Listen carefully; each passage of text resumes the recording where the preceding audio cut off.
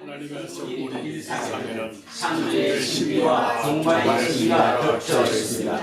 생명의 시작과 마침을 우리는 일상에서 경험할 기회입니다. 그런 경험은 우리로 하나님을 찬양하지 않을 수 없게 만듭니다. 이제 예배가 시작합니다. 모두 마음을 하나로 모으십시오. 이 천지가 만물들아 복 주시는 주여호와 전능성부 성자 성령 찬송하고 찬송하세.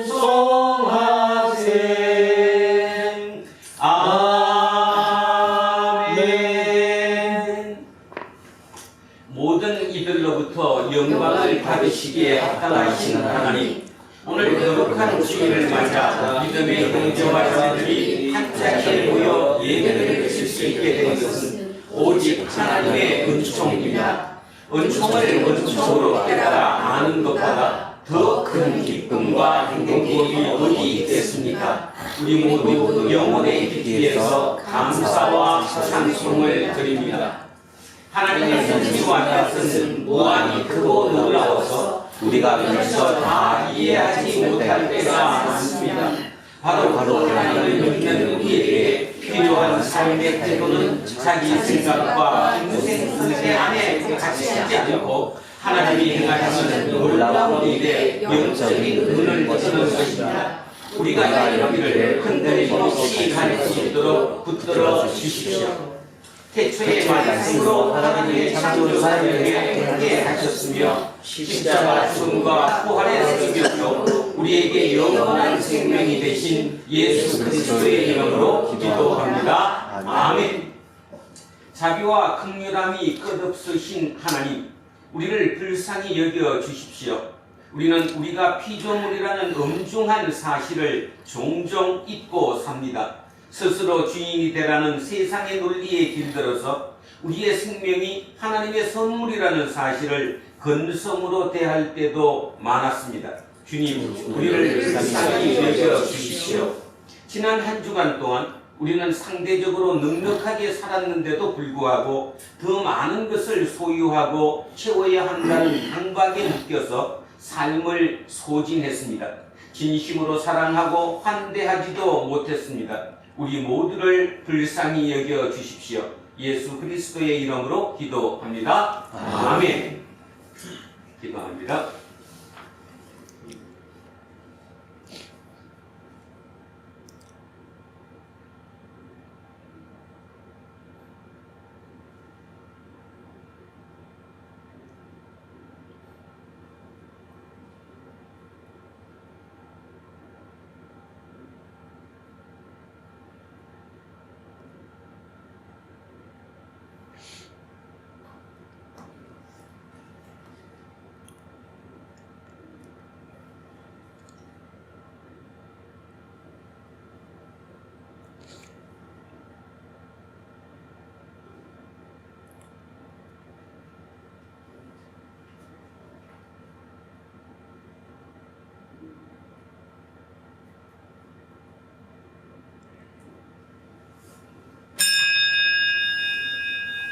이제 저는 예배를 인도하는 목사로서 하나님의 무한한 긍휼과 자비, 그리고 지난 2000년 교회의 예배 전통에 따라서 예수 그리스도의 이름으로 여러분에게 선포합니다.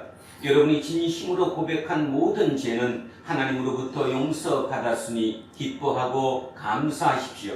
그리고 이웃의 잘못도 진심으로 용서하십시오. 아멘. 자리에 앉아 주십시오.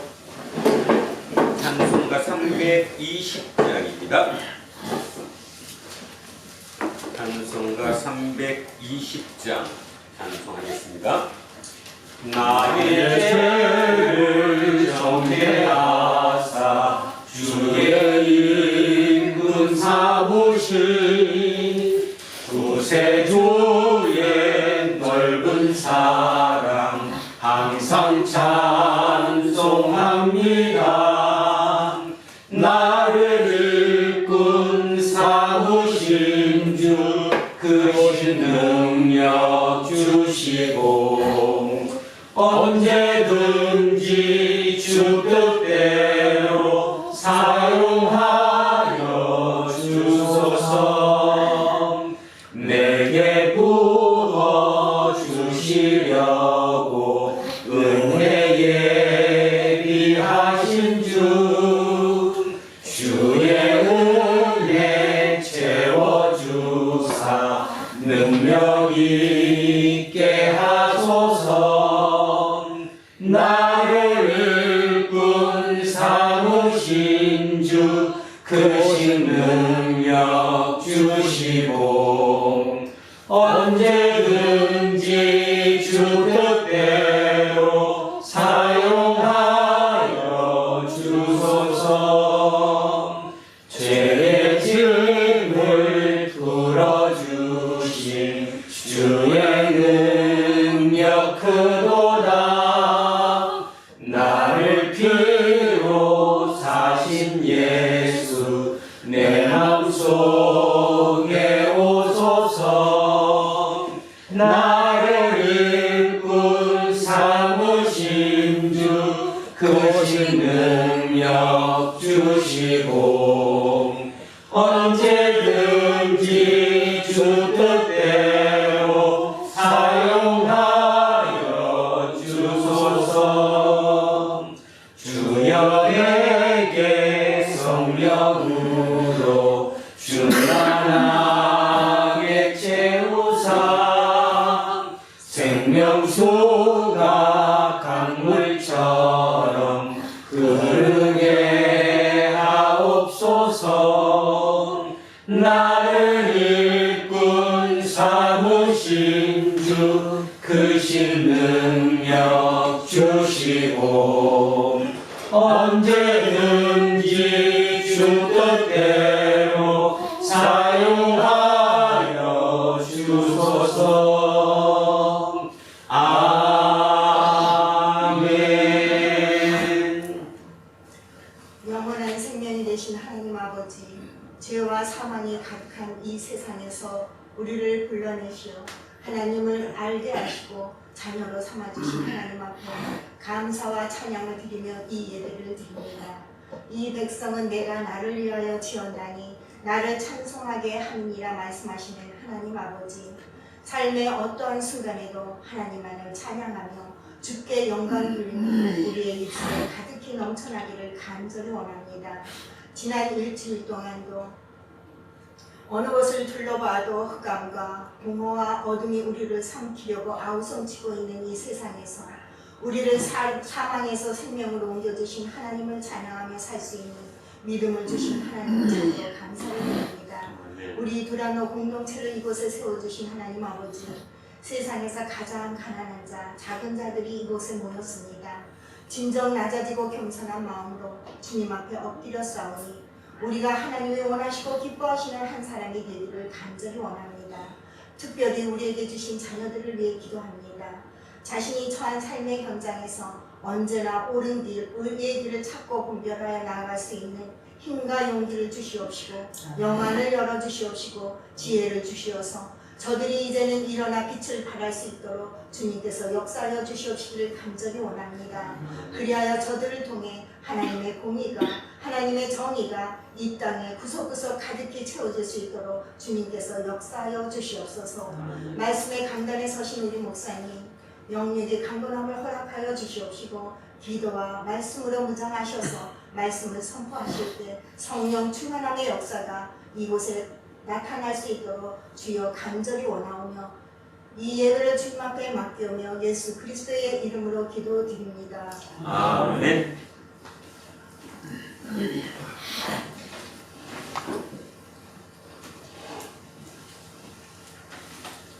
자, 인사하겠습니다.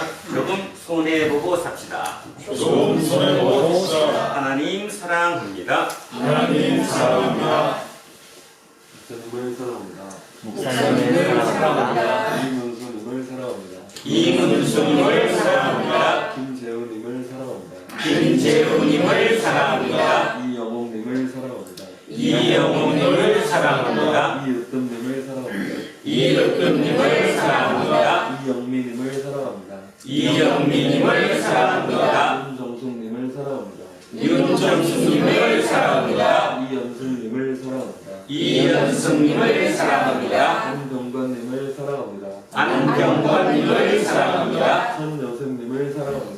천요셉님을 사랑합니다. 천요한님을 사랑합니다. 천요한님을 사랑합니다. 이동영님을 사랑합니다. 이동영님을 사랑합니다. 이정근님을 사랑합니다. 이정근님을 사랑합니다. 김재세님을 사랑합니다. 김재세님을 사랑합니다. 우리 김종인님을 사랑합니다. 우리 모두를 사랑합니다. 기도하겠습니다. 말씀으로 세상을 창조하신 하나님, 이 세상의 많은 소리와 문자에 휘둘려 우리의 영혼이 중심을 잡지 못한 채 이리저리 흔들리거나 또는 밑바닥으로 떨어질 때가 많습니다. 우리의 영혼이 치료받는 유일한 길은 위로부터 내려오는 생명의 말씀에 귀를 기울이는 것이라는 사실을 믿습니다. 이제 그 말씀에 귀를 기울입니다. 우리를 붙들어 주십시오. 예수 그리스도의 이름으로 기도합니다. 아멘. 첫째 말씀 출애굽기 33장으로 갑니다. 133쪽입니다. 구약 성서 133쪽.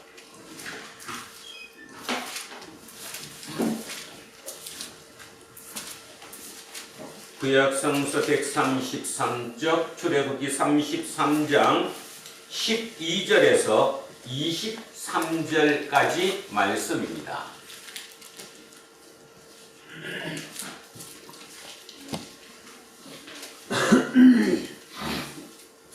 자, 찾으셨으면 한 목소리로 합독하십니다. 12절부터 출발합니다.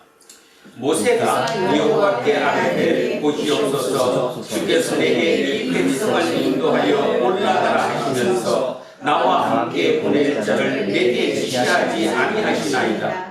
주께서 전에 말씀하시기를 나는 이름으로도 너를 알고 너도 내 앞에 은총을 입었다 하셨사온즉 내가 참으로 주의 목전에 은총을 입었사오면 원하건대 주의 길을 내게 보이사 내게 주를 알리시고 나로 주의 목전에 은총을 입게 하시며 이 족속을 주의 백성으로 여기소서. 여호와께서 이르시되 내가 친히 가리라 내가 너를 쉬게 하리라.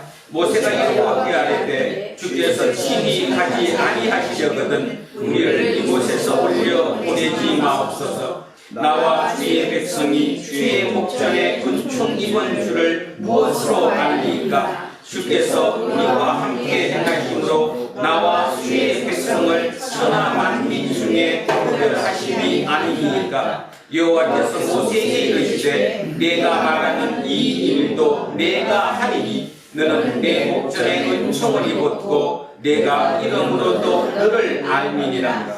모세가 이르되 원하건대 주의 영광을 내게 보이소서. 여호와께서 이르시되 내가 내 모든 선한 것을 내 앞으로 지나가게 하고 여호와의 이름을 내 앞에 선포하리라. 나는 은혜 베풀 자에게 은혜를 베풀고 긍휼히 여길 자에게 긍휼을 베푸느니라. 또 이르시되 내가 내 얼굴을 보지 못하리니 나를 보고 산 자가 없음이니라. 여호와께서 또 이르시기를 보라 내 곁에 한 장소가 있으니 너는 그 한석 위에 서라. 내 영광이 지나갈 때에 내가 너를 한석 틈에 두고 내가 지나도록 내 손으로 너를 덮었다가 손을 거두리니 내가 내 등을 볼 것이요 얼굴은 보지 못하리라. 아멘. 성시교독 시편 99편으로 갑니다. 구약 성서 874쪽입니다. 874쪽 시편 99편 1절에서 9절까지 말씀입니다. 자, 99편 1절부터입니다. 여호와께서 만민이 떨 것이요 여호와께서 구름 사이에 좌정하시니 땅이 흔들릴 것이로다.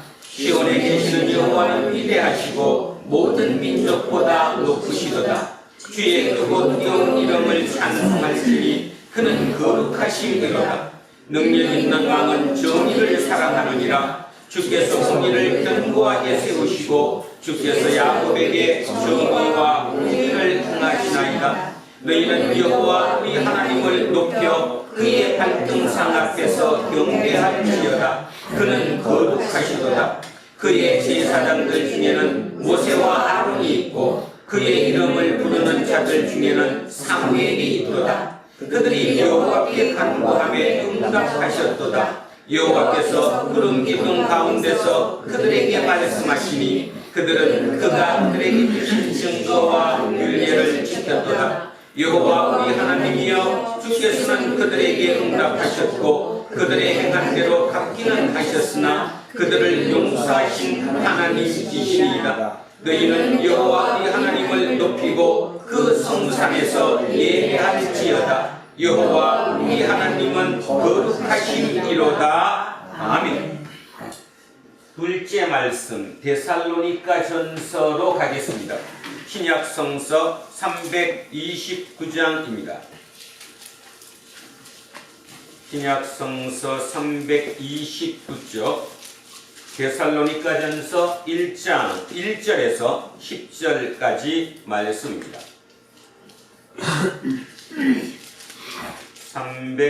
329쪽 데살로니가 전서 1장 1절에서 10절 말씀입니다. 시작하겠습니다. 바울과 실로아노와 디모데는 하나님 아버지와 주 예수 그리스도 안에 있는 데살로니가인의 교회에 편지하노니 은혜와 평강이 너희에게 있을지어다. 우리가 너희 모두로 말미암아 항상 하나님께 감사하며 기도할 때에 너희를 기억하는 너희의 믿음의 역사와 사랑의 수고와 우리 주 예수 그리스도에 대한 소망의 인내를 우리 하나님 아버지 앞에서 끊임없이 기억하미니 하나님의 사랑하심을 받은 형제들아 너희를 택하심을 아노라. 이는 우리 복음이 너희에게 말로만 이른 것이 아니라 또한 능력과 성령과 큰 확신으로 된 것이니라. 우리가 너희 가운데서 너희를 위하여 어떤 사람이 된 것은 너희가 아는 바와 같으니라. 또 너희는 많은 환난 가운데서 성령의 기쁨으로 말씀을 받아 우리와 주를 본받은 자가 되었으니 그러므로 너희가 마게도냐와 아가야에 있는 모든 믿는 자의 본이 되었느니라. 주의 말씀이 너희에게로부터 마게도냐와 아가야에만 들릴 뿐 아니라 하나님을 향하는 너희 믿음의 소문이 각처에 퍼졌으므로 우리는 아무 말도 할 것이 없노라. 그들이 우리에 대하여 스스로 말하기를 우리가 어떻게 너희 가운데에 들어갔는지와 너희가 어떻게 우상을 버리고 하나님께로 돌아와서 살아계시고 참되신 하나님을 섬기는지와 또 죽은 자들 가운데서 다시 살리신 그의 아들이 하늘로부터 강림하실 것을 너희가 어떻게 기다리는지를 말하니 이는 장래에 노하심에서 우리를 건지시는 예수이시니라. 아멘. 셋째 말씀 마태복음으로 가겠습니다. 앞쪽으로 넘기셔서 37쪽입니다. 앞쪽으로 넘기셔서 신약성서 37쪽 마태복음 22장 15절에서 22절까지 말씀입니다. 마태복음 22장 15절에서 22절입니다. 시작합니다. 이에 바리새인들이 가서 어떻게 하면 예수를 말의 올무에 걸리게 할까 상의하고 자기 제자들을 헤롯 당원들과 함께 예수께 보내어 말하되 선생님이여 우리가 아무리 당신은 참되시고 진리로 하나님의 도를 가르치시며 아무도 꺼리는 일이 없으시니 이런 사람을 외모로 보지 아니하심이니이다. 그러면 당신의 생각에는 어떠한지 우리에게 이르소서. 가이사에게 세금을 바치는 것이 옳으니까 옳지 아니하니까 하니 예수께서 그들의 악함을 아시고 이르시되 외식하는 자들아 어찌하여 나를 시험하느냐. 새 경된 돈을 내게 보이라 하시니 데나리온 하나를 가져왔거늘 예수께서 말씀하시되 이 형상과 이 글이 누구의 것이냐. 이르시되 가이사의 것이니이다. 이에 이르시되 그런즉 가이사의 것은 가이사에게 하나님의 것은 하나님께 바치라 하시니 그들이 이 말씀을 듣고 놀랍게 여겨 예수를 떠나가니라. 아멘. 오늘 주신 말씀으로 갑니다. 이사야 62장 6절에서 12절 말씀입니다. 오늘 주신 말씀 이사야 62장 6절에서 12절입니다. 자, 6절부터 시작하겠습니다. 예루살렘이여 내가 너의 성벽 위에 파수꾼을 세우고 그들로 하여금 주야로 계속 잠잠하지 않게 하였느냐. 너희 여호와로 기억하시게 하는 자들아 너희는 쉬지 말며 또 여호와께서 예루살렘을 세워 세상에서 찬송을 받게 하시기까지 그로 쉬지 못하시게 하라. 여호와께서 그 오른손 그 능력의 팔로 맹세하시되 내가 다시는 내 곡식을 내 원수들에게 양식으로 주지 아니하겠고 내가 수고하여 얻은 포도주를 이방인이 마시지 못하게 할 것인즉 오직 추수한 자가 그것을 먹고 나 여호와를 찬송할 것이요 그 자가 그것을 나의 성소들에서 마시리라 하셨느니라.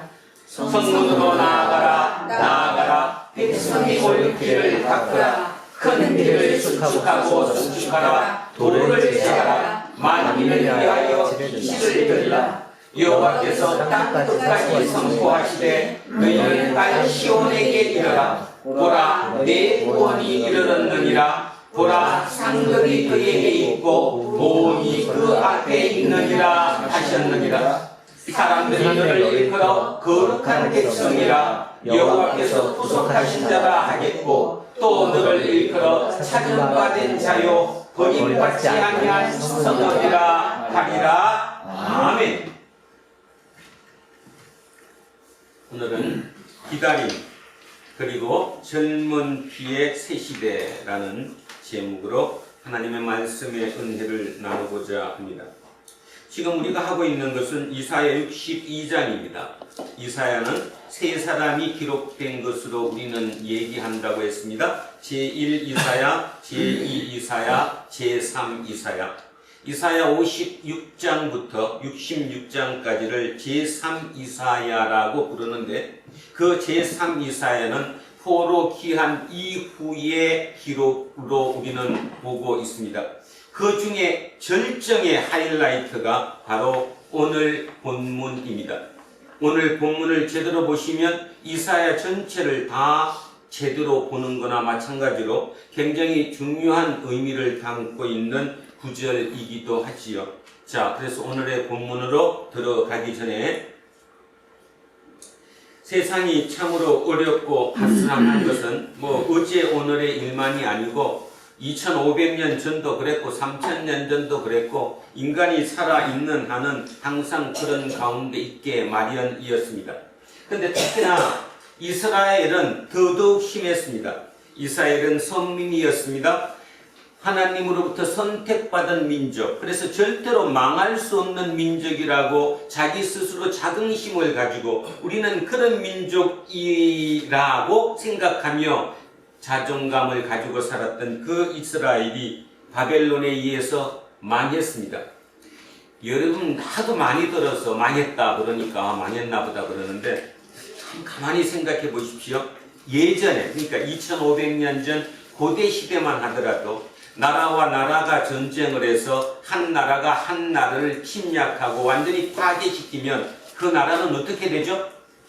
어떻게 돼요? 어떻게 되냐? 나라가 있어요? 없어져요? 없어져요. 예를 들어서 우리나라를 한번 예를 들어보면 고구려 백제 신라 중에 결국은 신라가 당나라와 손을 잡고 함께 고구려를 쳤습니다. 그 이후에 고구려가 있습니까? 없습니까? 고구려가 없어졌어요. 그 다음 고구려가 없어진 다음에 신라는 다시 당나라와 손잡아서 어디까지 쳤습니까? 백제를 쳤습니다. 백제라는 나라가 사라졌습니다. 그 생각을 머리에 두고 가만히 한번 생각해 보십시오. 바벨로니아라는 그 당시의 대제국이 옆에 있는 모압부터 암몬 그쪽 그 옆에 있던 지금의 레바논이지만 그 당시에 많은 작은 나라들 그 중에 특히 예루살렘을 포함한 이스라엘 뭐 이런 모든 나라들을 완전히 쑥대밭을 만들어 버렸습니다. 완벽하게 다 파괴시켰다 그런 뜻이지요. 어느 정도까지 파괴시켰죠? 그 나라의 종교를 말살했습니다. 예루살렘에 있던 그들의 신전을 완전히 파괴시켰고 제사장을 비롯한 모든 그 권위들을 다 해체시켜 버리셨습니다. 그죠? 그러면 나라는 없어져야 돼요? 안 없어져야 돼요? 없어지는 거예요. 여러분 그거를 염두에 두고 한번 생각해 보셔야 됩니다. 이스라엘이라는 나라는 지구상에서 사라집니다. 여러분 그때에부터 모압이라는 나라가 있을까요? 없을까요? 없어졌어요. 암몬 있어요? 없어요? 없어졌어요. 다 사라졌어요. 이제 망하면 망하는 걸로 끝나는 거예요. 완벽히 끝나는 거거든요. 그런데 기적적인 일이 일어났습니다. 생각지도 못했던 일이 일어났죠. 그래서 우리는 그를 성경 기자들은 뭐라고 얘기합니까? 메시아였다라고 얘기합니다. 구원자였다고 얘기합니다. 누구를?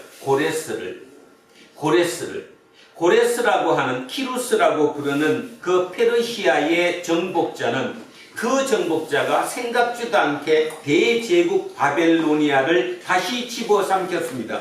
그러면 지배자만 바뀌죠. 지금까지 바벨로니아가 지배했던 그 세상이 페르시아가 지배하는 것으로 지배자만 바뀔 뿐인데 고레스는 왜 대왕이라고 부르느냐 하면 그는 정책이 틀렸습니다. 남들이 쓰는 방법처럼 억압 정책을 쓴 것이 아니라 어떤 정책을 썼어요? 유화 정책을 썼어요. 유화 정책을 써서 예전에 바벨로니아에게 망했던 모든 나라 그 백성들에게 얘기합니다. 너네 나라로 돌아가라. 너네 나라로 돌아가서 너네 나라 신전도 다시 짓고 다시 자유롭게 살 수 있는 기회를 허락했다라는 거죠. 근데 뭐 세계 역사에 어떻게 기록됐는지 정확하게 모르지만 다른 역사는 알 수 없지만 이스라엘의 역사는 그 지시를 그 기회를 잡았어요? 안 잡았어요? 잡았어요. 여기서도 또 우리는 생각해야 합니다. 왜 생각해야 되느냐 하면 여러분 고레스가 페르시아가 바빌로니아를 다시 정복했습니다. 그리고 유화 정책을 펼쳤습니다. 그래서 자기 나라로 돌아가도 좋다라고 허락을 칙령을 내렸습니다. 그러면 돌아가지 않더라도 그냥 그곳에 남더라도 삶이 예전보다 좋아질까요? 나빠질까요?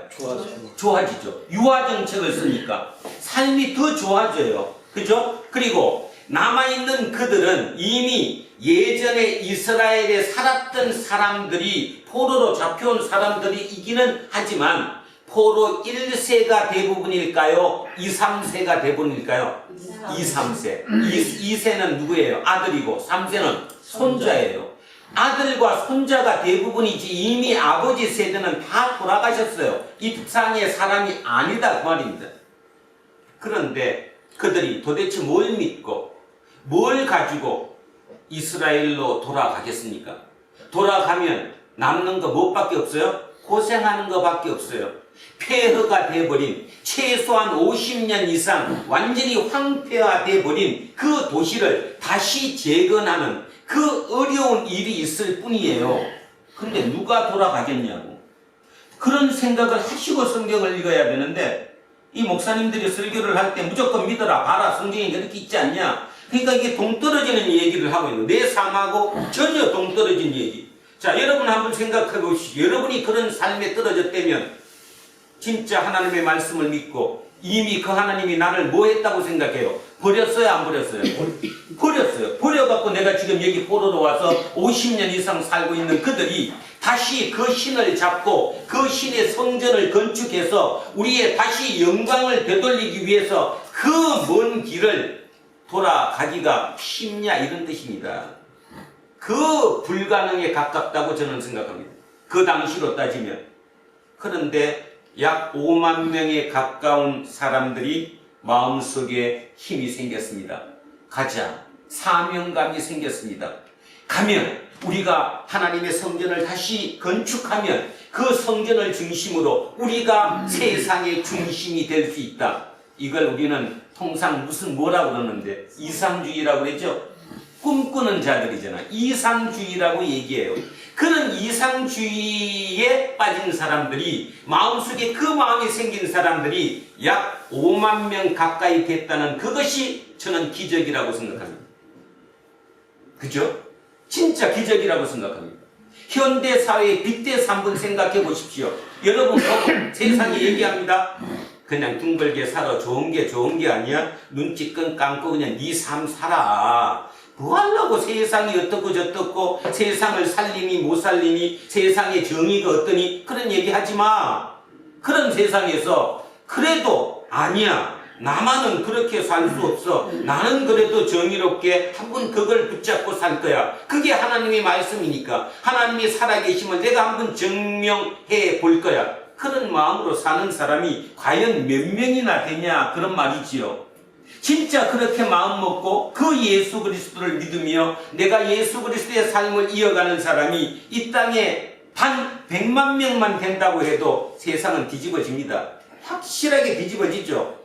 고생 안 해도 된다는 소리예요. 근데 세상은 안 바뀌잖아요. 그 말의 의미는 그 정도로 세상의 삶이라는 것은 이상과 현실의 차이에서 너무나 큰 모순이 생기고 어렵다 이런 뜻입니다. 자, 이제 그 다음을 이어갑니다. 약 5만 명에 가까운 그 포로들이 마음에 힘이 생겼습니다. 마음에 설레임이 생겼습니다. 우리 가자. 이왕이면 고생 조금 하더라도 우리 신을 모시고 우리 성전을 만들고 그거를 통해서 예루살렘이 세상의 중심 도시가 되게 하자. 세상의 중심적인 나라가 되게 하자. 한번 가보자. 그래서 그들은 돌아왔습니다.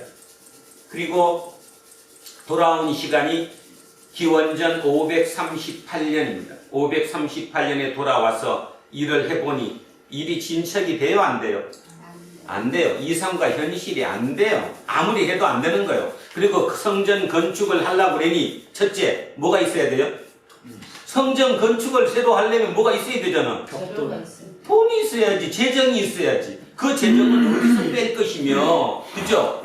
이미 황폐화된 그 도시를 마을 공동체를 만들어서 사람이 살만한 곳으로 만들어야 돼요. 한두 가지가 아니에요.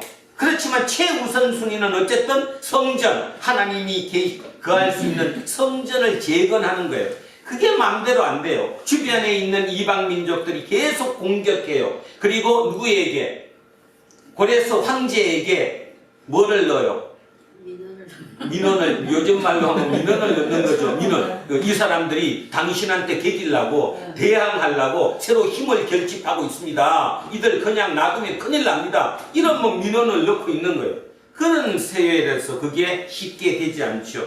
그래서 처음에 왔던 그 벅찼던 가슴이 조금 내려앉아서 완전히 절망에 빠지게 된 거죠. 모두가 절망에 빠져 있을 그때 누군가는 희망의 틈을 봤습니다. 절망의 벽 속에서 희망의 틈을 본 거죠. 그 틈을 통해서 빛을 본 겁니다. 그게 누구예요? 이사야. 그게 이사야죠. 그러면 지금은 있을까요? 없을까요? 지금도 우리는 암울한 시대라고 그래요. 이 세상 이렇게 가면 어떻게 갈까 얘기하죠. 그러나 누군가는 그 절망의 벽에서 틈을 봐요. 틈을 보죠. 그리고 여기에 이 틈에 앞으로 무슨 빛이 있구나. 그걸 볼 수 있는 사람. 우리는 통상 그런 눈을 가진 사람들을 현대적인 용어로 따지면 인사이트가 있다. 우리말로 번역하면 통찰력을 가진다. 이런 얘기를 쓰죠. 그런데 기독교식으로 우리 교회식 용어로 바꾸면 뭐가 있는 겁니까? 영안이 열린 거예요. 영적인 안목이 생긴 거예요. 남이 못 보는 거를 나는 보는 거예요. 그 본 사람이 바로 누구였다고요? 이사야. 그 이사야는 그 절망의 벽에서 오늘 빛을 본 거예요. 자, 오늘 들어가겠습니다. 자, 이렇게 봤습니다. 뭘 봤느냐? 전혀 뜻밖해요. 지금 전제 조건은 봤습니다. 전제 조건은 절망입니다. 온통 세상이 절망입니다. 되는 일이 하나도 없습니다. 그런데 이 사람은 뭐를 봤다고 다시 얘기합니다. 틈새를 봤어요. 절망의 틈 속에서 희망의 빛을 봤다 이런 말입니다. 자, 뭘 봤느냐? 예루살렘이여, 내가 너의 성벽 위에 파수꾼을 세우고 그들로 하여금 주야로 계속 잠잠하지 않게 하였느니라. 예루살렘 도시입니다. 나라입니다. 자, 예루살렘이여, 내가 너의 성벽 위에 파수꾼을 세우고 그들로 하여금 주야로 밤낮으로 잠잠하지 않게 하였느니라. 여러분, 파수꾼이 뭐 하는 거죠? 파수꾼의 역할. 지키는 지켜? 지키면서 뭐예요? 적의 동태를 파악하는 거죠. 높은 데서 지금 어떻게 돌아가고 있다. 이런 사람을 우리는 파수꾼이라고 합니다. 적의 동태를 파악하고 나라를 지키는 게 이게 파수꾼의 역할이죠. 그런데 예루살렘이여, 내가 너의 성벽에 파수꾼을 세운 이 파수꾼은 전혀 임무가 틀려요. 밑에 보세요. 너희 여호와로 기억하시게 하는 자, 여호와로 기억하시게 하는 자들아, 너희는 쉬지 말며. 여호와로 기억하시게 하는 자, 무슨 뜻일까요? 이 해석이 될까 모르겠네요. 여호와로 기억하시게 하는 자, 파수꾼이 하는 역할이 여호와로 기억하시게 하는 자예요. 조금 비유해서 설명하면 이런 뜻입니다. 비유로 얘기하면 어떤 회사 사장님이 계시는데 그 사장님의 하루 일과표가 아침 몇 시부터 몇 시까지 어떻게 스케줄이 쭉 된다고 옆에서 계속 알려줘요, 안 알려줘요? 알려주죠. 몇 시엔 어디 가야 되고 몇 시는 뭐 해야 됩니다. 그걸 비서라고 그러죠. 그 역할을 하는 거예요. 누구를 깨우기 위해서, 누구한테 알려주는 거예요 지금? 여호와 하나님한테. 자, 여기서 우리는 좀 멍 뜹니다. 아니, 하나님이 전지전능하신 분이고 하나님이 다 아시는 분인데 왜 그분께 계속 그분을 깨우냐 이 말이에요. 그분께 왜 알려주냐는 거죠.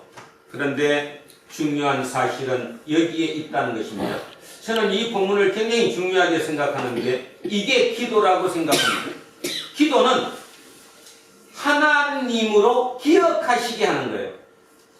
하나님으로 뭐 하는 거예요? 깨우치게 하시는 거예요. 하나님이 잊지 않도록. 그러면 의미가 크게 두 가지가 있다고 생각하는데 하나님이 잊으실 분은 아니에요. 하나님이 잊으실 분이 아니잖아요. 하나님인데. 그럼에도 불구하고 우리가 끊임없이 하나님께 하나님 이거 하셔야 돼요. 하나님 저에게 약속했던 그 약속 있죠? 약속 잊지 않고 계시지요? 끊임없이 약속을 자꾸 새롭게 해드리는 거지. 그것이 누구의 뜻일까요? 하나님의 뜻이에요. 하나님의 뜻. 하나님이 가장 기뻐하는 게 뭘까? 하나님께서 약속하셨던 그 약속을 계속 나한테 되새기게 하는 거예요. 이 말을 요즘 말로 풀면 뭔 뜻이에요? 내가 말씀과 함께하고 있는 거예요. 세상에 가장 믿음 좋은 게 뭘까요? 나는 믿음이 있으니까 내 원대로 모든 거 다 이루어진다. 이 믿음이 가장 클까요? 아니면 진짜 내가 하나님 말씀과 끊임없이 24시간 함께하는 거예요. 24시간 함께하는 거예요. 하나님과 함께하는 거예요. 말씀과 함께하는 거예요.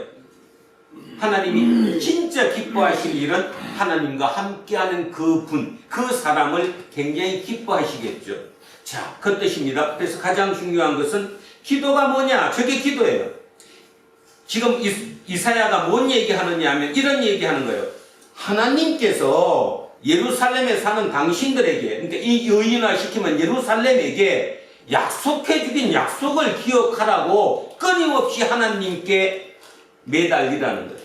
그러면 여기서 이제 오해할 수가 있습니다. 보통 쓰는 것처럼 입을 크게 열라. 네가 크게 부러지지만 부러진 대로 다 해결해 주니까 키는 몇 센치, 얼굴은 어떤 모습, 학벌은 어떤 모습으로 내가 열심히 기도하면 그 배우자가 나한테 올 것이다. 그런 거 말고, 그런 뜻이 아니에요. 이 뜻이 매달린다는 뜻이 하나님께서 우리에게 약속하신 그 약속을 계속 되새겨 주신다는 거예요. 하나님과 함께 한다는 거예요. 하나님이 언제 너 결혼할 때 나한테 기도해. 키는 몇 센치, 얼굴 모습은 뭐 영화배우 누구 닮으면 되고, 그치, 학벌은 어느 정도면 되고, 그거 얘기하면 내가 그대로 딱 해고 맞춤처럼 해갖고 네 배우자로 줄게. 그렇잖아. 그래서 성공한 교회들 한두 개가 아니잖아요. 그죠? 그런 뜻이 아니잖아요. 이 뜻이 매달리라는 뜻이 하나님의 약속의 말씀을 붙잡고 그 말씀을 끊임없이 되새기며 그거를 하나님께 계속 강조하라는 뜻입니다. 자, 이 얘기가 그 얘기예요. 그래서 여기 중요한 말 나왔습니다. 우리는 이 너희가 예루살렘이에요. 예루살렘은 여호와로 기억하시게 하는 자들이에요. 여호와로 기억하시게 하는 자들. 오늘 두란노 공동체에 저를 비롯한 여기 계시는 모든 분들이 어떤 분들이냐? 여호와를 기억하시게 하는 사람들이에요. 여호와가 잊어먹지 않고 여호와가 기억하시게 하는 자들. 자, 두 번째 의미는 뭘까? 두 번째 의미는 여호와를 기억하시게 하는 자들이라는 이 의미 속에 뭐가 내포되어 있냐면 내가 할 수 있는 일이다, 할 수 없는 일이다. 내가 할 수 있는 일이라는 거예요. 이 일이 아니면 내가 할 수 없는 일이라는 거예요. 할 수 없는 일이라는 거예요. 그러니까 전적으로 누구에게 맡길 수밖에 없는 거예요. 하나님께 맡길 수밖에 없는 일이에요. 이런 일이 한두 개가 아니죠. 지난주에 살아가시면서 여러분 스스로 안 되는 게 얼마나 많아요. 도저히 안 되는 거예요. 그러면 포기하는 게 아니라 누구에게 맡기는 거예요? 하나님께 맡기는 거예요. 그럼 또 오해하지 마세요. 하나님께 맡기니까 내 욕망을 맡긴다? 욕망일 수도 있겠지만 하나님이 내게 약속하신 그 약속을 다시 되새겨 주는 거예요. 하나님이 나를 죽인다고는 안 했잖아. 하나님이 이병선이를 죽인다고 한 분도 말씀하시지 않았잖아. 그러니까 나는 그 약속의 말씀을 믿는 거예요. 하나님, 제가 지금 죽을 지경입니다. 하나님의 그 약속의 말씀을 제가 믿습니다. 하나님 기억하시지요? 잊지 않고 계시지요? 끊임없이 그 말씀과 함께 산다는 거잖아요.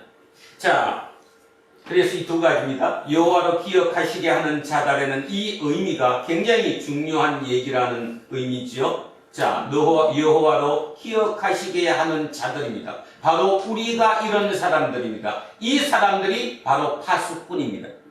그러니까 일반적으로 세상에서 얘기하는 파수꾼이 아니라 우리는 어떤 파수꾼이냐 하면 금방 얘기했듯이 하나님을 기억하게 하시는 자들이라는 거예요. 그것을 하나님께서 가장 기쁘게 여기신다는 사실을 기억하십시오. 자, 7절에 이렇게 얘기합니다. 또 여호와께서 예루살렘을 세워, 그러니까 다시 재건하는 거예요. 예루살렘을, 그 황폐화된 예루살렘을 세워 재건하여서 세상에서 찬송을 받게 하시기까지 그로 쉬지 못하시게 하라. 하나님께서 약속하신 그 약속의 말씀을 온전히 이루실 때까지 끝없이 내가 물고 늘어지는 거죠. 그죠? 하나님께 말씀하고 기도하는 거예요. 그래서 그분이 하나님이 쉬지 못하시게 하래요. 하나님은 쉬지 않으셔도 되거든요. 자, 그래서 6절, 7절이 굉장히 중요한 의미라는 것입니다. 근데 이 기도가, 이 얘기가, 이 설교가 언제 나왔다는 겁니까? 완벽한 절망의 상태일 때, 모든 것이 절망의 절벽으로 꽉 막혀있는 그 상태에서 이사야는 빈틈을 보고 이 얘기를 하고 있는 사실입니다. 8절 가겠습니다. 그러면 이제 8절, 9절이 약속입니다. 하나님이 약속한 거는 이제 되새겨 주는 거. 어떤 약속이냐? 그 약속이. 자, 8절, 9절이 약속입니다. 여호와께서, 하나님께서 그의 오른손, 그 능력의 팔로 맹세하시되, 오른손 능력의 팔, 이 표현은 확실하다는 거예요. 절대 번복될 수 없다는 거예요. 절대 되지 않을 수가 없다는 거예요. 완벽하게 될 수 있다는 하나님이 확신의 말씀으로 우리에게 맹세하신 거예요. 그 맹세가 뭐냐? 내가 다시는 너의 곡식을 너의 원수들에게 양식으로 주지 아니하겠고 네가 수고하여 얻은 포도주를 이방인이 마시지 못하게 하실 것인즉. 자, 곡식과 포도주, 음료죠. 물이죠, 물, 음료. 자, 우리로 따지면 뭐예요, 이거? 밥하고 쌀하고. 쌀이고 이거는 뭘까? 막걸리면 되겠네, 그죠? 쌀과 막걸리를 우리가 만들었는데 불구하고 우리의 먹거리를 남들한테 뺏기지 않게 하겠다. 이 말은 전쟁이 있다, 없다? 없다. 누가 지켜줍니다? 하나님께서 우리를 지켜주셔서 다시는 우리가 전쟁의 그 황폐함에 들어가지 않을 것이다. 이 얘기를 하는 거잖아요. 확실한 약속을 했잖아요. 뭘로 약속했어요? 오른손의 능력의 팔로 맹세했어요. 이게 바로 약속이라는 거예요. 그러니까 기도는 뭔 기도예요? 그렇게 약속하신 그 약속을 지켜주십시오. 그 약속의 말씀에 내가 함께하고 있는 거죠. 9절. 오직 추수한 자가 그것을 먹고 나 여호와를 찬송할 것이요 거둔 자가 그것을 나의 성소뜰에서 마시리라 하셨느니라. 이게 약속의 말씀이에요. 8절 9절 약속의 말씀. 결국은 뭡니까? 우리나라 다시 전쟁이 있다 없다? 전쟁이 없다. 그럼 우리는 우리 열심히 노력해서 농사 지어서 하는 대로 우리 먹는데 전혀 지장이 없다. 우리의 먹고 사는 뭐를? 필수적인 식량을, 모든 것을 하나님께서 완벽하게 공급해 주신다. 평화로운 나라가 될 것이다. 지금 이 약속 아니에요. 지금 현재는 이렇다는 거야, 이렇지 않다는 거예요. 지금 현재는 이렇지 않은데 이렇게 될 것이란 이 약속을 하나님께 파수꾼으로 끊임없이 계속 깨닫게 하시라 이 말이죠. 하나님을 깨우시라는 거예요. 저 약속의 말씀을 하나님 약속하시지 않습니까? 하나님 저렇게 해주셔야죠. 잊지 않고 계시지요. 반복하라는 얘기지요. 자, 그러면서 이제 아주 중요한 얘기, 오늘의 설교 제목을 제가 여기서 만들었습니다. 10절 11절 갑니다. 어쩌면 10절 11절이 이사야 62장, 아니 이사야 전체 중에 가장 중요한 구절인지도 모른다. 저는 개인적으로 그렇게 생각합니다. 한번 잘 들어보십시오. 10절에 이렇게 얘기합니다. 성문으로 나아가라. 나아가라. 성경에서 말이 반복되면 강조하는 거거든요. 자, 성문으로 나아가라. 나아가라. 백성이 올 길을 닦으라. 큰 길을 수축하고 수축하라. 도를 제하라. 만민을 위하여 기치를 들라. 한 번 더 합니다. 성문으로 나아가라. 나아가라. 백성이 올 길을 닦으라. 큰 길을 수축하고 수축하라. 도를 제하라. 만민을 위하여 기치를 들라. 자, 앞에서 뭐부터 얘기했어요? 그 절망의 벽 속에서 미세한 틈을 발견해서 이사야는 그 틈을 통해 미래의 빛을 봤습니다. 그리고 선포합니다. 뭐를 선포했어요? 파수꾼이다. 당신들은 파수꾼이다. 어떤 파수꾼이냐? 하나님께서 약속하신 그 약속의 말씀을 지키시도록 24시간 주야로 그분께 계속 고하는, 그분을 깨우치게 하는 누구다? 파수꾼이다. 그러면서 약속의 말씀이 뭐냐? 약속의 말씀은 이제 이 땅은 절대로 전쟁이 일어나지 않는다. 우리가 수확한 모든 음식은 우리가 먹고 산다. 평화로운 곳이 될 것이다. 이것을 기억하라. 그러면서 이제 뭐를 하라고 그랬어요? 뭐를 하래요? 성문으로 나가서 길을 닦으래요. 이게 뭔 말일까? 이사야는 틈에서 본 빛이 구체적이었어요. 구체적이란 말이 뭔 뜻이냐 하면 막연히 하나님이 나를 도와줄 것이다. 그 뜻이 아니라 우리가 이렇게만 하면 진짜 하나님께 매달리고 하나님께 약속을 지켜달라고 이렇게 기도하는 그 모두가 그렇게 되면 길이 보였는데 그 구체적인 길이 뭐냐? 바벨론에 남아있는 우리 민족이에요. 지금 다 왔어요? 일부만 왔어요? 일부만 왔어요. 그리고 그 다음에 와야 되는데 그 다음에 왔어요? 안 왔어요? 안 왔어요. 10년이 지나도 올 생각을 안 해요. 20년이 지나도 다시 올 생각을 안 해요. 30년이 지나도 올 생각을 안 해요. 40년이 지나도 올 생각을 안 해요. 올 생각을 안 해요. 왜 그들이 올 생각 안 할까요? 누가 잘못했기 때문이에요. 먼저 온 일진이 잘못했기 때문이에요. 먼저 왔던 이 일진이 그래도 예루살렘이 살만한 곳으로 만들어 놨다면 그들이 움직일까요? 안 움직일까요? 단지 움직이지. 일제시대 때 일제강점기 한번 생각해 보세요. 일제강점기 때 우리나라도 이 바벨론이 페르시아한테 망해갖고 이렇게 된 것처럼 갑작스럽게 2차 세계대전이 원자폭탄 투하로 인해서 망하는 바람에 우리가 해방된 거 아니에요. 우리가 노력으로 해방된 게 아니잖아. 노력으로 해방되지 않았는데 일본에 살고 있던 우리 민족들이 다 들어왔어요? 안 들어왔어요? 안 들어왔어요. 최소한 그 당시로도 80만 명 이상이 그냥 일본에 눌러 앉았어요. 왜일까요? 거기가 살만하니까 남아있겠지. 그죠? 더 좋다면 당연히 들어왔겠지. 들어오지 않았습니다. 그 중에 남아있던들 중에 일부는 남쪽보다 어디가 더 좋다? 북쪽이 더 좋다. 그래서 우리는 그들 조총련이라고 불러요. 그죠? 그들은 북쪽 댐이 아니라 거기가 더 살기 좋다. 이왕 갈 거면 어디로 간다? 북쪽으로 가겠다. 그랬던 시절이 불과 몇십 년 전이에요. 몇십 년 전. 역사라는 게 그런 것입니다. 우리가 살아가는 역사로 비교하면.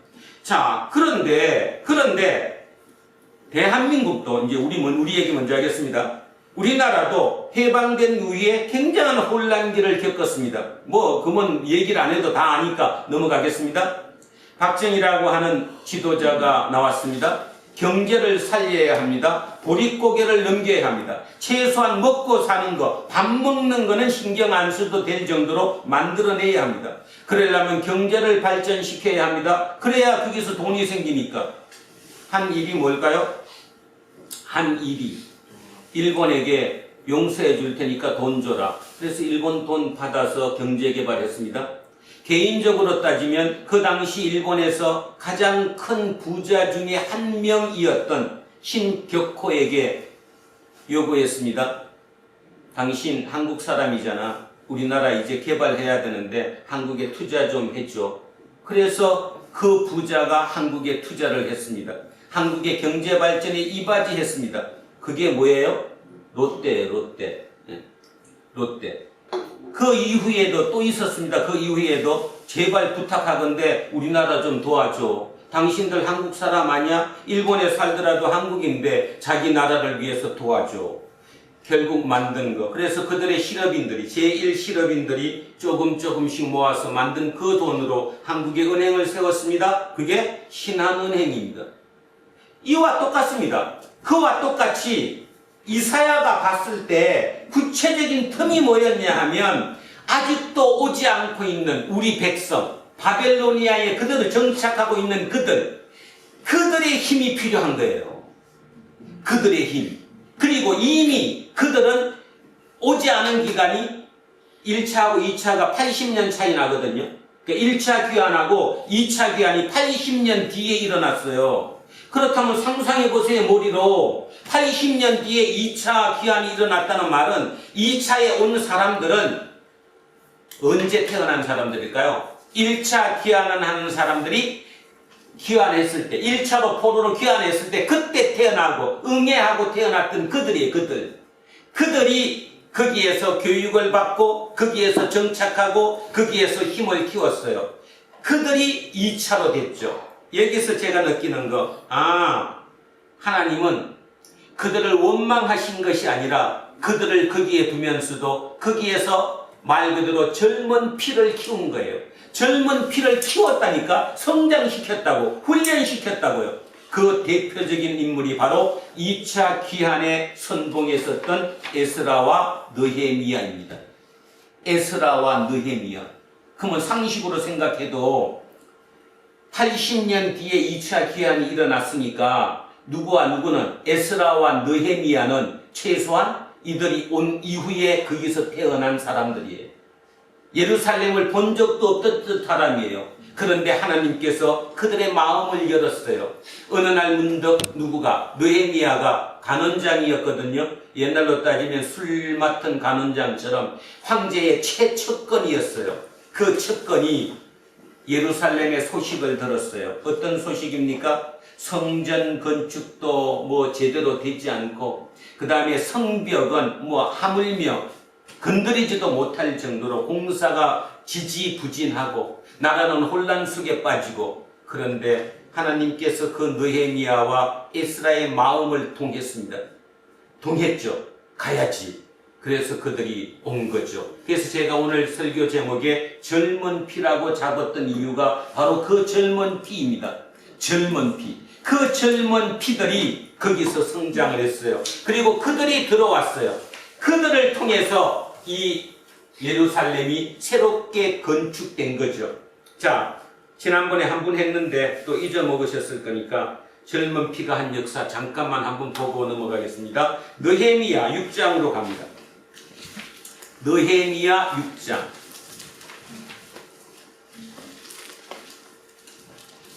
(734쪽) 구약 성서 734쪽 느헤미야 6장 15장 16장을 15절 16절을 먼저 한번 보겠습니다.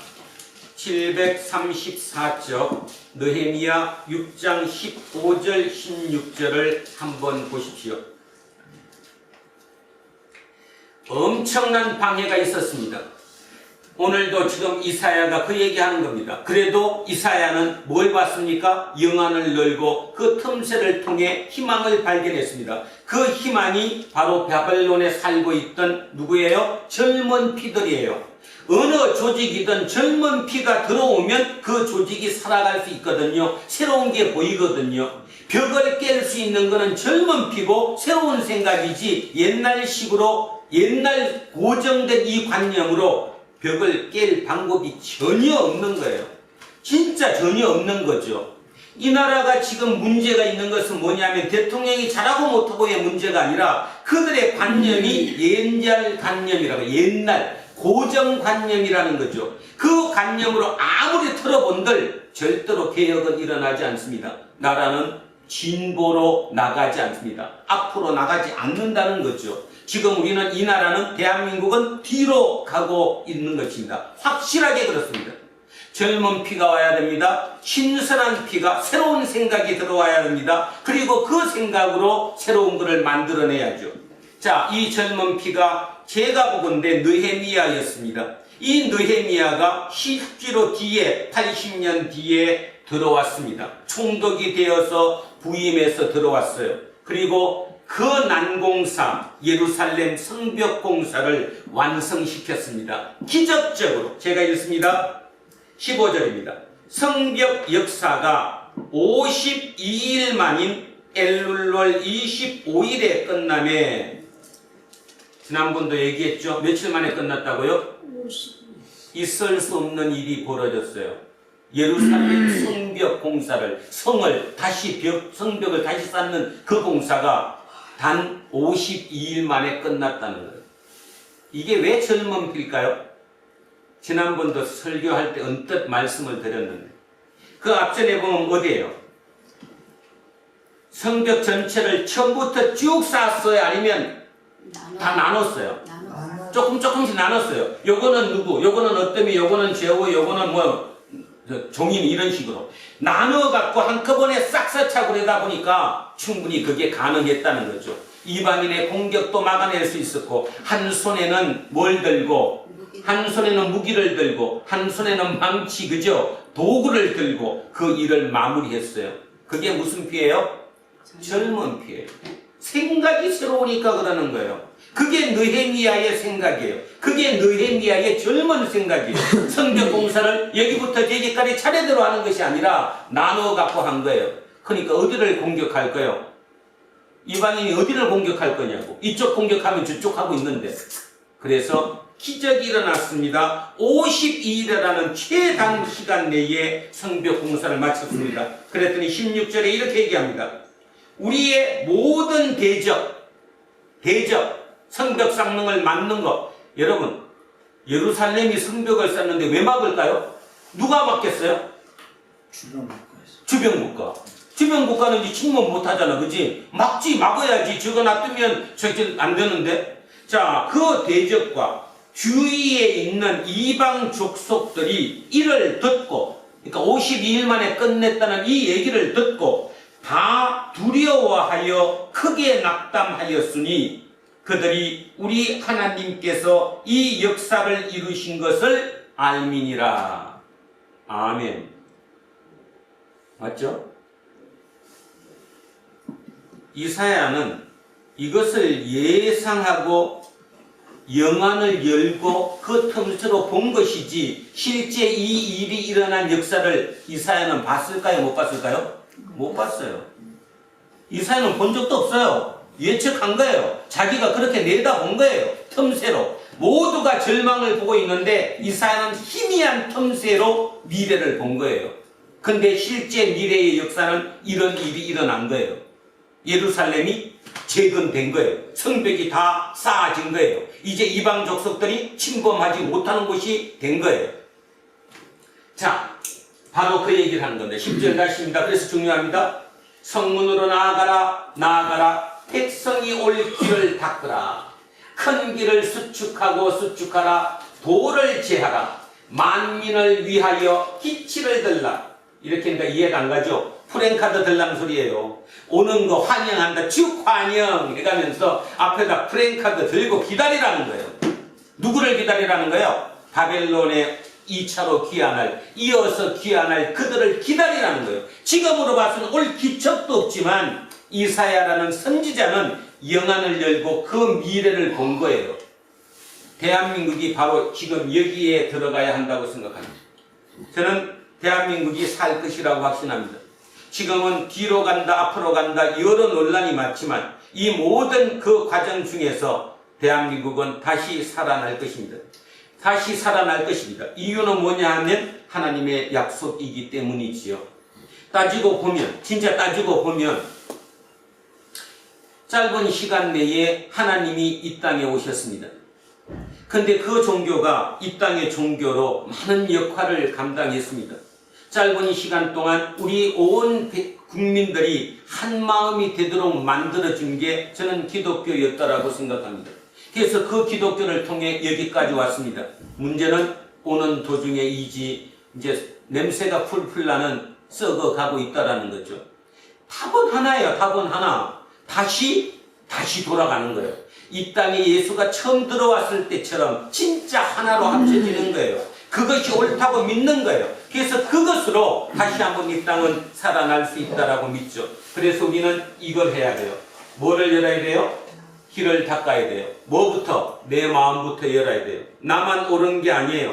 내가 다 답이 아니에요. 우리 젊은 친구들한테 어른들 마음을 열어야 돼요. 왜 그러냐고 탓하기 전에 그들의 시대를 이해해 줘야 돼요. 그들은 우리처럼 살아오지 않았고 우리처럼 살아왔던 삶의 경험치를 갖지 못했어요. 그들의 생각 속에 머릿속에는 그런 게 하나도 없어요. 그러니 어떡하냐고. 훈련을 시키던 그들의 방법을 찾아야 되고, 그리고 더 중요한 거, 결국 미래는 그들의 시대이지 우리의 시대가 아니라는 사실이죠. 그런 면에서 우리는 길을 닫고 그들에게 프랭카드를 들고 여기처럼 그들을 기다려야 한다는 것입니다.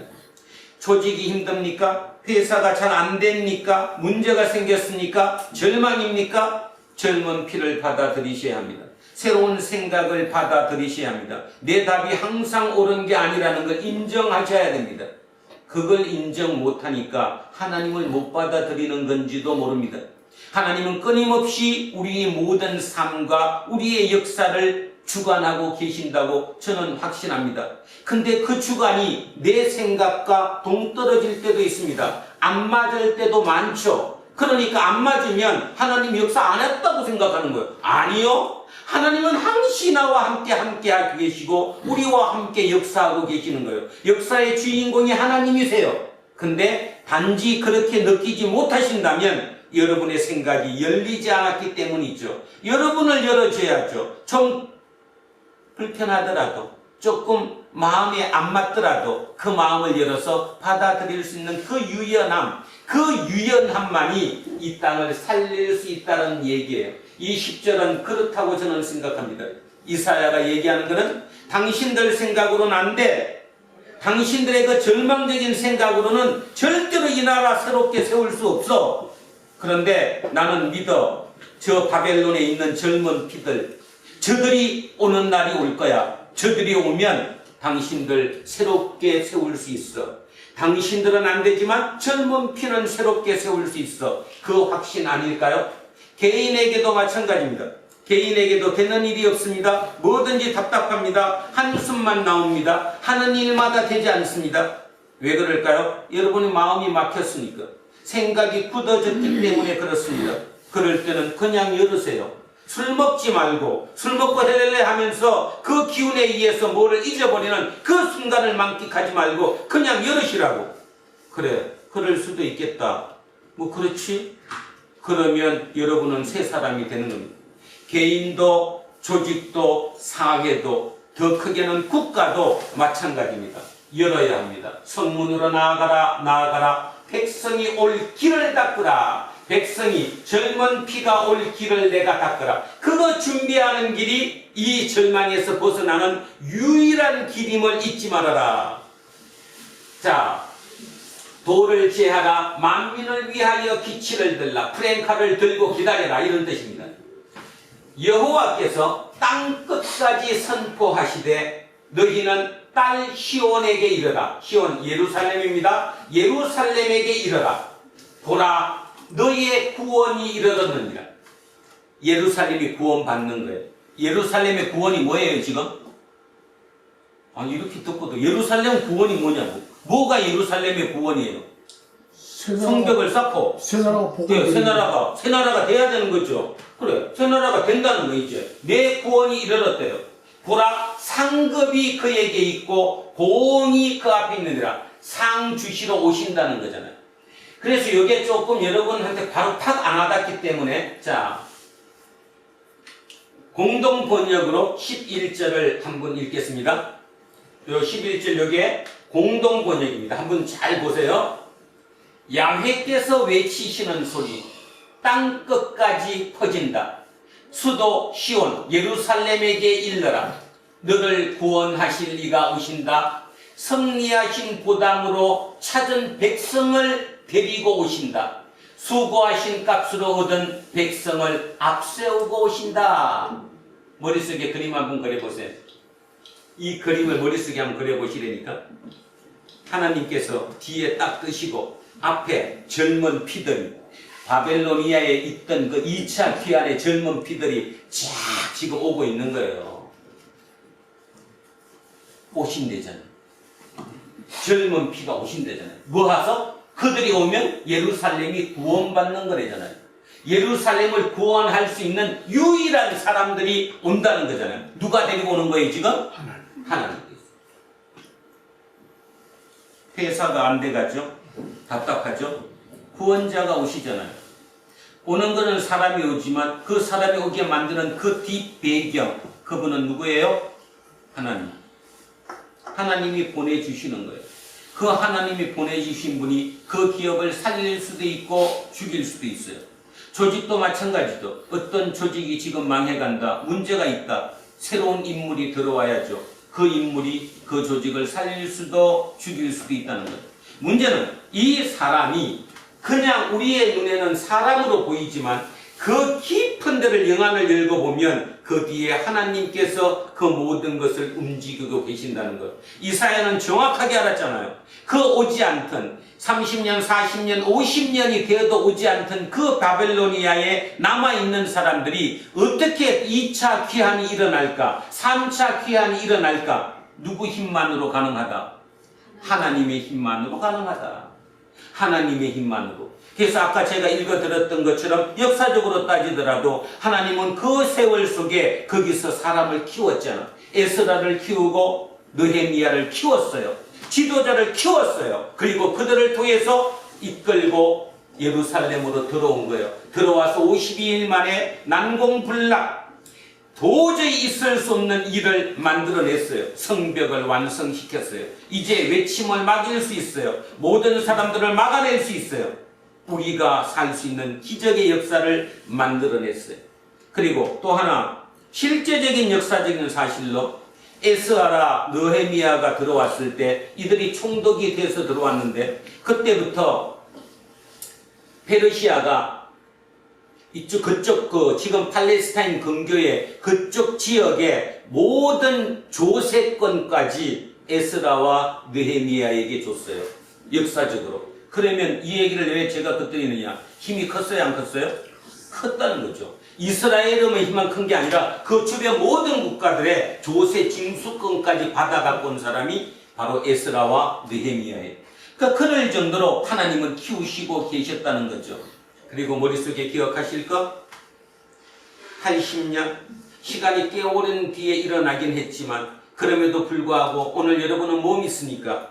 하나님의 역사는 분명히 이루어진다. 내가 바로 오늘 기도했더니 내일 이루어지지 않는다 하더라도 그 기도가 이어지지 않고 계속될 때 결국 역사는 이루어진다는 이 사실을 명심하셔야 되고, 그것이 하루라도 더 먼저 될 수 있으려면 우리의 믿음이 중요한 거죠. 이사야처럼 확신을 가져야 돼요. 보이지 않는 가운데 이사야는 그 먼 미래를 내다보고 확신을 잡았어요. 하나님이 절대로 우리를 버리시지 않으신다. 하나님께서 절대로 우리를 이제 전쟁 속으로 휘몰아치지 않으신다. 그 믿음, 그 확신을 갖고 예루살렘에 있는 백성들에게 기도하라고 외치는 거예요. 하나님께 기도해라. 하나님을 깨우쳐라. 하나님의 약속을 잊지 말으라고 하나님께 계속 울부짖어라. 바로 그 얘기 아니에요. 우리의 기도도 똑같습니다. 자식이 문제입니까? 어쩔 수 없잖아요. 좁혀갖고 때려서 되는 건 아닌데 하나님께 기도하는 거죠. 어떻게? 하나님, 우리 자식이 이렇게 문제 있습니다. 고쳐주세요. 그 얘기가 아니라 하나님 약속하셨잖아요. 하나님의 그 약속의 말씀을 저는 믿습니다. 하나님 잊지 않으시고 오늘도 그 길로 인도해 주십시오. 그리고 기도하는 거죠. 모든 게 다 마찬가지인 거 아니에요? 자, 그렇게 됐을 때 결국은 하나님은 그 모든 것을 이루어 주실 것이라는 사실, 그리고 하나님의 뜻 가운데서 되신다는 사실. 그런데요, 여러분, 하나님의 약속을 믿는다는 게 참 어렵습니다. 왜 어렵냐 하면 하나님이 우리에게 약속한 것은 옳은 것입니까? 옳지 않은 것입니까? 근데 우리가 원하는 거는 살짝 얘기 안 해도 되죠. 살짝 좀 옳지 않고 나한테 이익되는 것, 그거를 먼저 원하다 보니까 이게 안 되는 거죠. 근데 그 기도를 하지 말라는 뜻이잖아요. 따지면 하나님이 약속하신 그 말씀을 내가 붙잡고 그것을 하나님께 자꾸 각인시켜 드리라는 거예요. 하나님 약속하셨잖아요. 그러니까 그런 논리로 따지면 결국 가만히 제가 어제 묵상하면서 생각했어요. 인간이 진짜 이렇게만 살 수 있으면 천국 살겠다. 천국 살겠다. 왜냐하면 진짜 똑바라지니까. 여러분, 복잡한 게 왜 복잡해요? 아니, 사람이 살아가면서 우리 그런 얘기 하잖아요. 저 친구 참 복잡하게 살아. 복잡해, 생각이. 근데 누구는 단칼이에요. 그죠? 복잡 안에 뭔 일이 있으면 이거 그냥 딱딱딱 그냥 해버려. 결단력이 좋다고도 얘기하고 어떤 사람들은 또 나쁜 뜻으로도 보기도 하지만 어느 게 좋아요? 결단력이 있는 게 좋잖아요. 단순해지니까 빨리 답이 나오는 거잖아요. 복잡하다는 말은 이것저것 생각이 엉켜 있다라는 거잖아요. 그죠? 그래서 하나님의 그 말씀, 약속의 말씀을 내가 완벽하게 붙잡고 그것만 붙잡고 살 수 있다면 참 내가 단순해지겠구나. 단순해지면 삶이 복잡해질 이유가 전혀 없겠구나. 그런 생각했어요. 그러다가 보면 내 삶이 참 풍성해질 수도 있겠네. 뭐 그런 생각까지.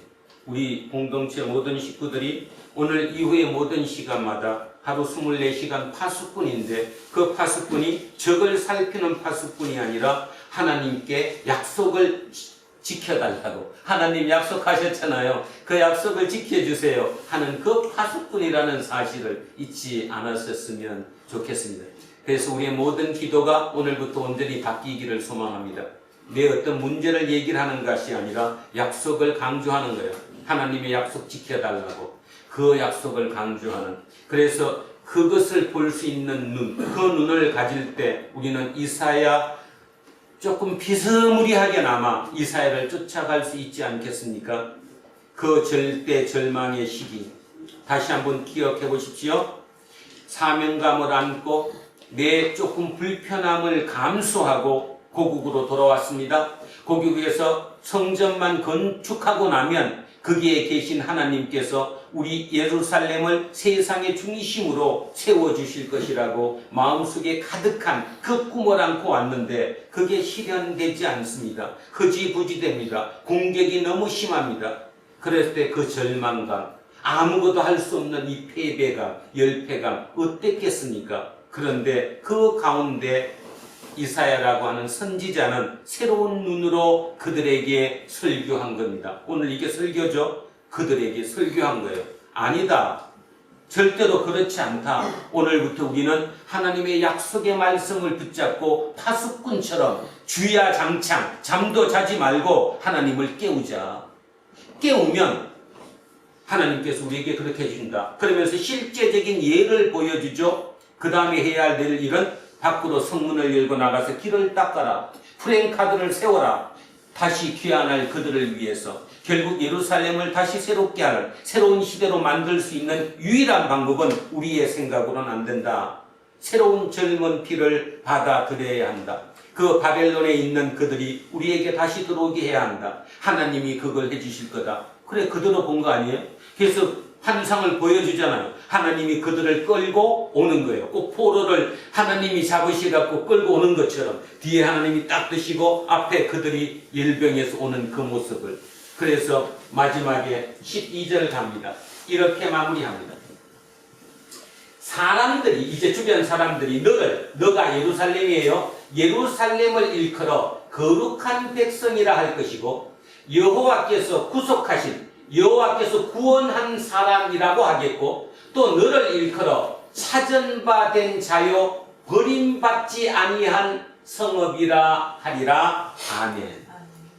개인적으로도 그렇습니다. 개인적으로도 지금까지 너는 별 볼 일 없었지. 다른 사람이 너 손가락질 했지. 예수 믿는다 그러는데도 뭐 하는 거 하나도 안 틀리고 남들하고 똑같이 다 살고 더 나쁜 놈 아니었어? 그랬는데 이제 너가 진짜 그렇게 기도하고 하나님께 24시간 매달려서 파수꾼의 그 능력으로 살면 하나님께서 주변 사람들이 너를 거룩한 백성이라고 할 것이고 여호와께서 구원한 사람이라고 할 것이고 또 너를 일컬어 찾은 바 된 사람이라고 할 것이고 버림받지 아니한 사람이라고 할 것이다. 그 얘기하는 거예요.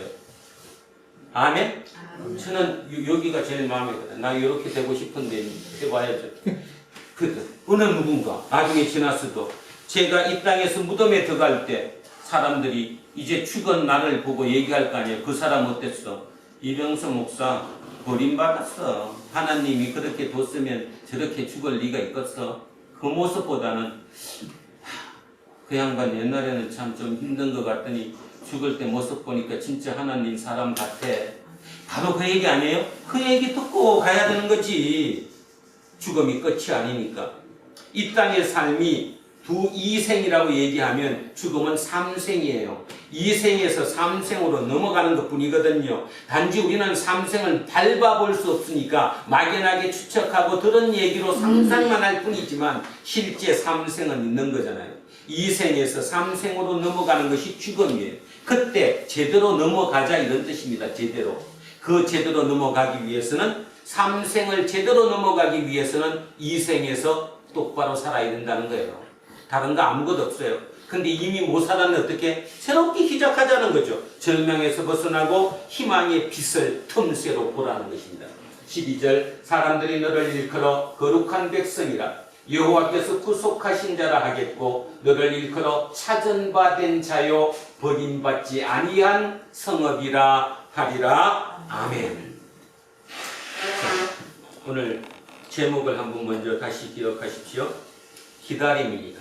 세상에 어느 것도 인내 없이 기다림 없이 즉각 나타나는 경우는 없습니다.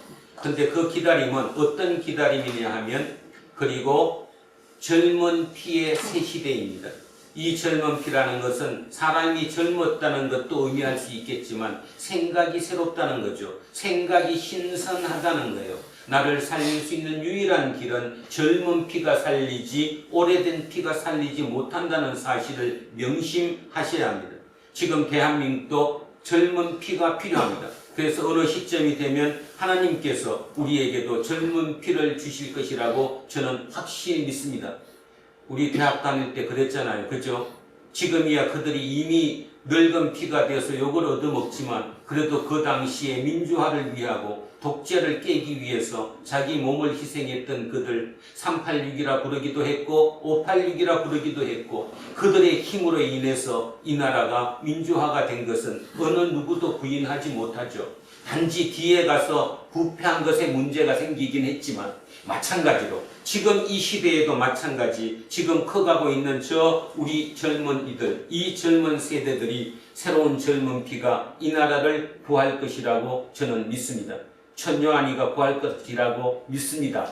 아멘해.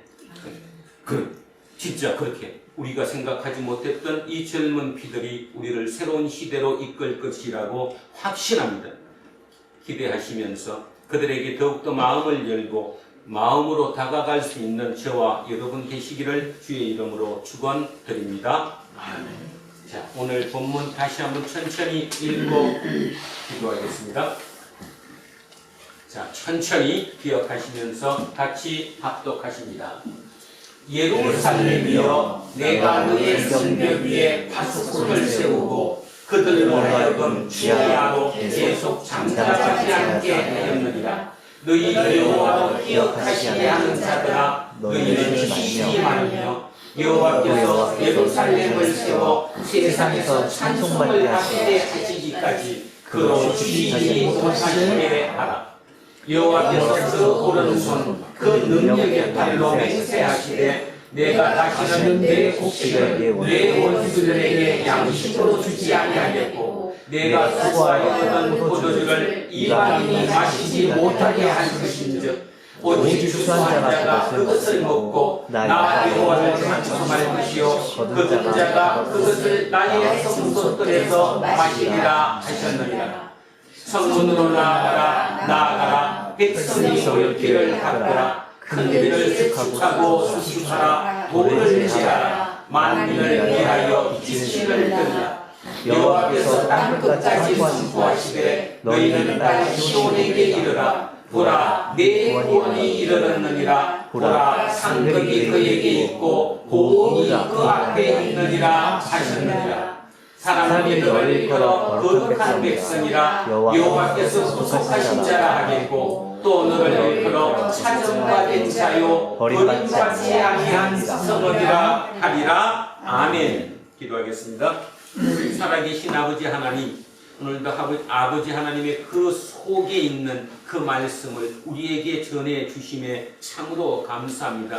우리는 기도가 그냥 막연히 내 소원, 내 욕망을 주님께 전하는 것으로 그것에 때를 쓰고 울부짖으면 이루어지는 것으로 그렇게 생각했던 적도 있습니다. 오늘 아버지께서 우리에게 말씀하십니다. 파수꾼이 되어라. 적의 동태를 탈피는 그런 파수꾼이 아니라 나 여호와를 깨우는 파수꾼이 되어라. 그 근거가 무엇이냐? 내 약속한 말씀을 지키게 하시기로 우리에게 날마다 그 지키게 해달라고 기도하는 그 기도로 말미암아 내가 살 것이라고 얘기하시고 길이 열릴 것이라고 말씀하셨습니다. 그래서 그 바벨론 포로의 2차, 3차 귀환을 통해 그 젊은 피로 새로운 예루살렘이 건설될 수 있었듯이 우리의 모든 삶이 그 절망 가운데서도 그렇게 미래의 새로운 힘으로 새로운 젊은 생각으로 젊은 피로 우리 모든 것이 개혁되고 새롭게 될 수 있는 새로운 시대로 진입하리라는 그 말씀을 주심에 참으로 감사드리며 그것을 위해 우리 개인 각자마다 최선을 다해서 살아가기로 소망하고 다짐하는 우리 모든 마음을 주님께 올려드리며 이후의 모든 시간마다 하나님 함께 하시고 우리의 마음속에 깊이 함께 하시옵소서. 감사드리며 거룩하신 우리 주 예수 그리스도 이름으로 기도합니다. 아멘. 찬송가 321장입니다. 321장 찬송하겠습니다. 날 대속하신 예수께 내 생명 모두 드리니 늘 진실하게 하소서. 내 구주 예수여 나 구주 위에 살리라. 내 기쁨 한량 없으니 내 갈 길 인도하소서. 내 구주 예수여 날 구원하신 예수를 일평생 의지하오니 날 영접하여 주소서. 내 구주 예수여 나 구주 위에 살리라. 내 기쁨 한량 없으니 내 갈 길 인도하소서. 내 구주 예수여 주 십자가에 달리사 날 자유하게 했으니 내 몸과 마음을 주 위에 다스리게 하소서. 나 구주 위에 살리라. 내 기쁨 한량 없으니 내 갈 길 인도하소서. 내 구주 예수여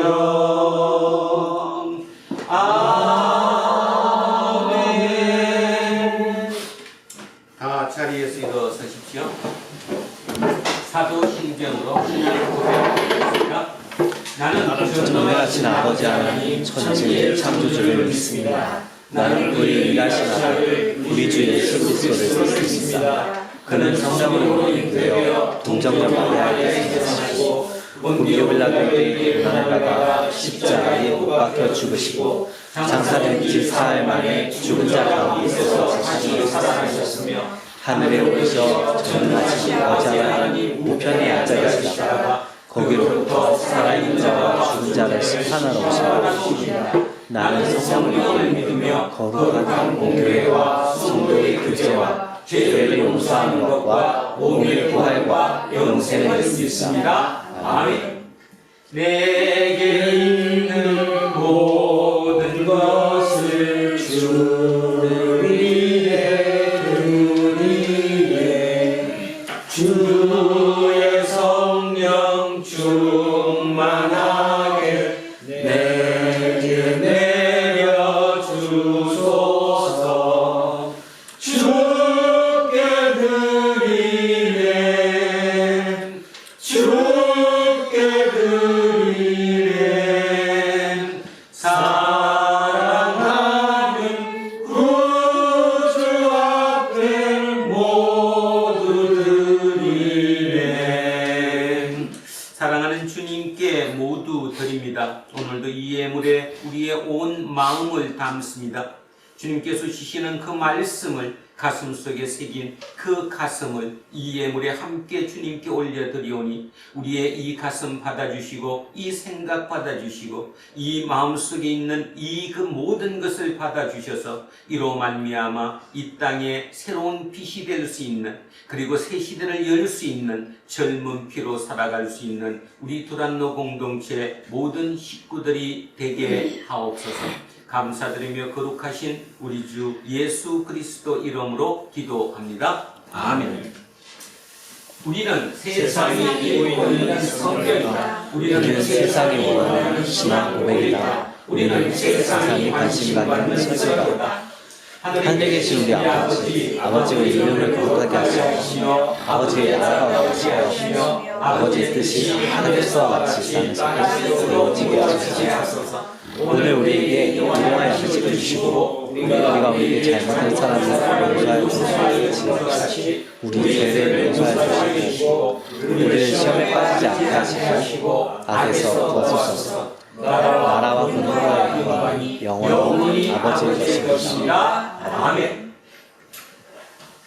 오늘 주신 말씀에 세임 얻어서 세상으로 나가서 살아갈 때에 나 혼자 힘으로 늘 부족하오니 주여 나를 도우사 승리하게 하소서. 아멘. 이제 창조절 8째 주일 공동 예배가 끝났습니다. 각자 삶의 자리로 돌아가야 합니다. 예수쟁이의 일상은 순례자처럼 주님의 재림을 기다린다는 특징이 있습니다. 기다림의 영성으로 흔들리지 말고 인내하면서 용감하게 살아가십시오.